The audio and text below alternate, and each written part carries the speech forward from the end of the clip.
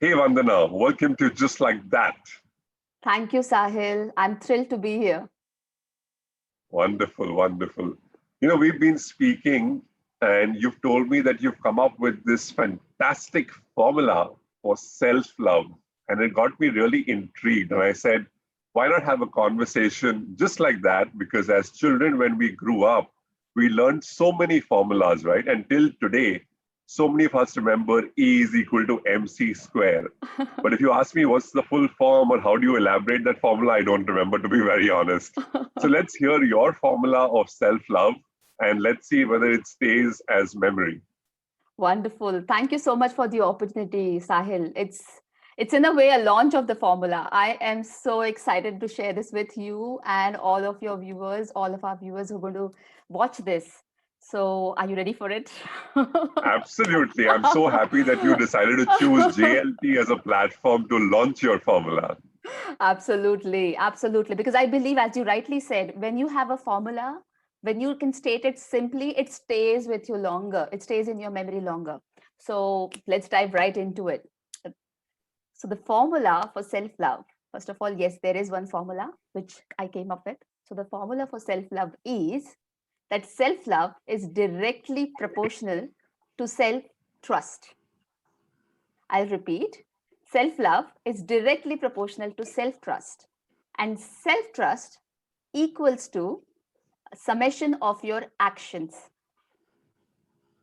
Wow. So it's so simple, right? It's simple. Absolutely. Let's let's unpack it a little bit together. Let me explain this a Sure. little bit better. So Yeah, that'll be much helpful. so when we are born as kids, when we are born with self-love. There's immense love in us, within ourselves. And that's the reason we want to survive, because we love ourselves so much, we really want to survive. Now, but there is no self-trust. There is no concept of self-trust. We earn our self-trust. We're born with self-love, but we earn our self-trust. And as we grow, if we are not working towards our self-trust, if we don't earn it, if we don't work towards it, even the self-love starts depleting. So it's in direct proportion of how you are with your self-trust. The more your self-trust is, the more your self-love is going to be retained as you grow. And the lower you go on your self-trust, the lower your self-love becomes as well. Now, one will ask, how do I build my self-trust? Because if self-trust is that Right. important, how do I build my self-trust? So that brings Right. us to the second part of the formula. Self-trust is a summation of all of your actions. So you have to take actions, you have to take the responsibility of your actions, you have to follow through. When you say something that you're going to do it, you have to do it. Because when you don't follow through, you lack on your self trust. And as soon as you lack on your self trust, then starts the self doubt, then starts the feeling about, I don't have enough self esteem, I am not good enough, I'm not loved, I do not belong. All of those things start getting evolved when you don't do what you say you're going to do. So it's extremely important to take action. When we really want something, we cannot just think about it and sit. You have to do something to make that happen. And as you do, even if no matter how small that is, as you take that one step and keep moving forward, you keep building on your self trust. You suddenly you see that the self talk has changed. Now you're proud of yourself, you're feeling good about yourself, that I'm doing something, at least I'm doing something. And then the balance comes up. So it's a total responsibility on us to take care of our self trust. And once we start depositing in the trust bank, as I call it, if we start depositing in the trust bank, we make sure that the bucket of self love is full. Right. I really like the way you, number one, for starters, created a formula. Number two, it has an interlinkage with the three components of the formula because you made it directly, indirectly, proportional in a way, and of course, leading to action. But let's take each segment, and as you rightly said, let's dive a little bit into more details. So, if I have to just take self-love, Vandana, as one aspect, there's a very, very thin line between self-love and narcissism. Mm, A lot of people have been plagued with being narcissistic. mm. Now, how do you ensure that you don't really cross that line? Absolutely. That's a wonderful question, Sahil. And thank you for bringing it up because it's such an important conversation. There is a thin line between self love and narcissism or vanity, living in vanity. Actually, they are a contrast. They are opposite. Even though they are, people often misuse those words and like exchange those words, but they are absolutely contrast. So self-love comes from within, and self-love comes from being secure in oneself, like knowing, completely accepting oneself, and knowing that what you need to survive in this world or to succeed in this world is all within you. It comes from a very safe and place of unconditional love for you. But when it comes to narcissism, or when it comes to be so to just explain what narcissism is to everyone, it is being full of yourself. It's thinking that, I'm above others. So मैं what, ही मैं हूँ. मैं ही मैं हूँ और कोई है नहीं. So it comes from a fact that it's insecurity. It comes from a fact that you somewhere believe that you don't have something, and you're trying to prove to the world that I'm above you. You're trying to suppress them because there is some kind of a fear that if I don't do this, I'm not going to be loved. If I don't do this, I won't have a position in the society. So it comes from a place of insecurity, it comes from a place of fear. So it's a complete contrast, because when you truly accept and love yourself, you feel more connected to the other person. There's a deeper relationship, and like much better meaningful relationships that you form with people. But when you're a narcissist, usually the people around you are going to be really in despair. They think, in fact, it affects their self-esteem, because they think they are not good enough for you, and that's the way you've made them feel. So Right. that's where we need to be really careful on. And it's not about careful. If we are on the right path, and if we're doing the things that we're doing, we don't worry about what others think of us. It's more about what we think of ourselves, and Ourselves. that's Absolutely. what truly matters. Correct. And वंदना, आपको सुन के 2 line याद आ गए. क्या बात है इरशाद. हम ही हम हैं तो क्या हम हैं, तुम ही तुम हो तो क्या तुम हो. क्या बात है, क्या बात है. Brilliant. Let's move to self-trust, right? That's the second component where you said they're directly proportional. Can you help us understand your self-trust? क्या चीज होती है? Of course, we know that we trust others or we don't trust others, or an angle where you build an equation and over a period of time you end up trusting others. But yes, self-trust, kya? Is it about trusting your own self? Absolutely. And again, another fantastic question, Sahil. Self-trust, actually, self-trust is where it all starts. The more you trust yourself, the better you're able to trust others. Because, log hamesha kehte hain, I trusted them and they broke my trust and things. Like, I'm not able to trust someone else. The point is, it's not about what they have done. It's about what meaning we have made out of it, and how it has impacted us or affected us. Because nothing external can impact or affect us.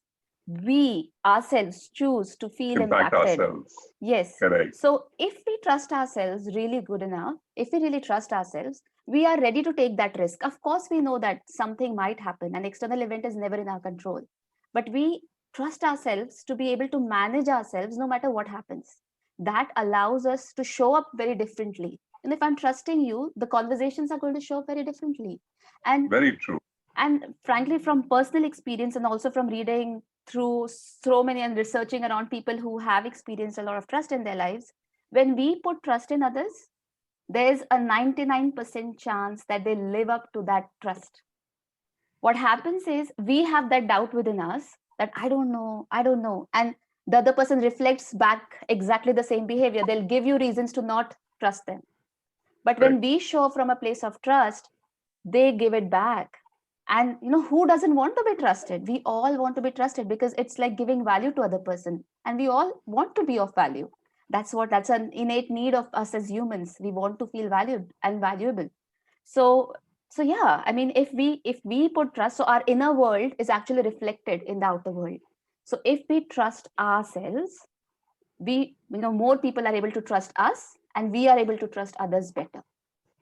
You see, you've articulated it so well, Vandana, because what you're essentially saying is that so many of us at some point in time in our lives have had trust issues, right? But the moment you end up trusting someone and communicating that, the way you will interact with that person is so different, and it comes across in the body language, in the vibe. And then the other person also has that sense of responsibility, is what you just said. Because they say, if someone trusts me, I don't want to let that person down. But if the other person will think, yaar, ye to hamesha shak karta hi hai, this person anyway has trust issues, तो क्या बड़ी बात है? क्या बड़ी right? बात है. Absolutely, and you're spot on when you said that. The possibilities are beyond our imagination. When we put trust in people, how they come back and how they respond, one cannot even imagine. And Because they over deliver. they over deliver.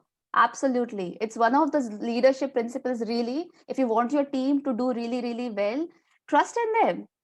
Trust in their abilities and capabilities. They'll deliver more than you can ever think of because they care. Correct. Then there's this relationship shows up completely differently and it nurtures itself. Absolutely.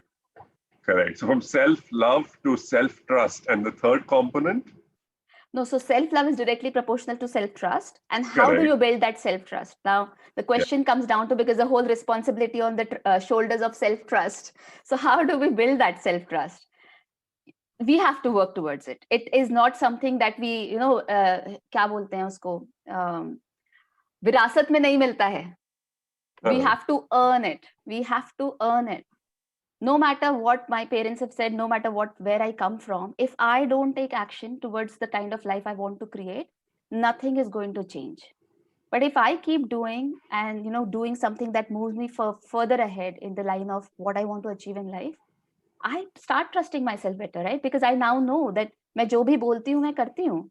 It's not that I just think about it. I'm not sitting on and hoping that things just happen. Then it's giving the responsibility to others and just watching life passing by. Then we have no rights to complain. But when we take action and when we keep moving, we are building on that self-trust. So it is a summation of our actions. You take an action. So you start slow, then you start moving fast, and then sometimes there are setbacks. That's also feedback. So when you are continuously working towards your self-trust, automatically your self-love is increasing. So what happens is, even though you have setbacks, the way you talk to yourself is, it's okay. It's with compassion, because you're telling yourself कि तुम इतना कर रहे हो, no problem, that's okay. If this happens, we'll wait for some time, we'll start all over again. So it's something that it always keeps itself in check, because you've been doing the work. You love yourself enough that you'll take care of you if something goes wrong. So that's how Wonderful. it all comes together. Got it. So what you're saying is, don't do talk. Move from talk to action. Yes. Also, make your word your world. क्योंकि जब आप कुछ बोलते हो और आप वो करते हो, automatically it goes back to self-trust and self-love, and the equation fits in well. Absolutely, right? Absolutely. Where is the whole? Yeah, sorry, go ahead. What I was saying is that our language also shapes our world. So what happens is, when we say what we do, when we do what we say, it just automatically translates into a reality of our own world.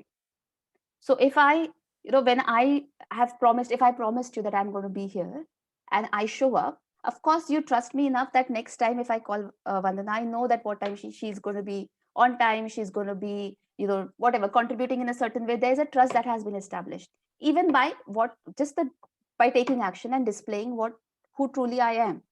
So what happens is, when you put that trust in me, automatically I put that trust in myself too, that yes, I lived up to Sahil's expectations, or I lived up to what I said to Sahil. It's not about what you expected from me.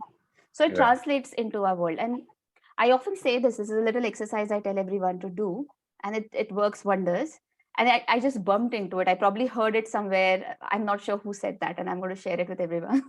So I heard someone say it once, that some movie star or something, she looks in the mirror and says, oh my God, am I hot or what?